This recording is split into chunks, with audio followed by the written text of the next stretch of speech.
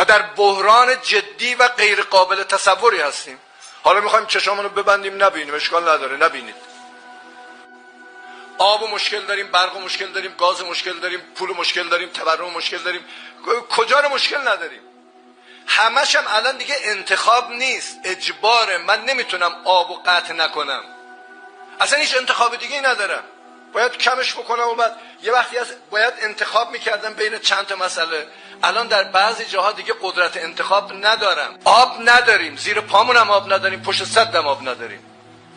تحریم میکنن و روز به روز دارن مانع واسه ما ایجاد میکنن. صنعت مشکل پیدا کرد، بمباران شد. نیروهای نظامی مشکل پیدا کردن، بمباران شدن. انتظامی مشکل پیدا کرد، بمباران شدن. ادعا میکنیم مدارس نخبه داریم، بچهای ما رفتن طلا گرفتن.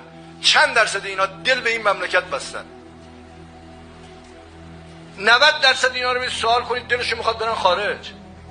چرا باید ما بچه‌هایی رو تربیت بکنیم که به جای اینکه دلشون با آب و خاک خودشون باشه، با مملکت خودشون باشه، آرزوی رفتن به خارج رو میکشن، میخوان برن آمریکا؟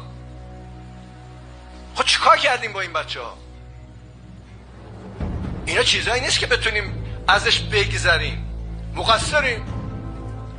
کی گفته حرفی که من میزنم حق مطلقه؟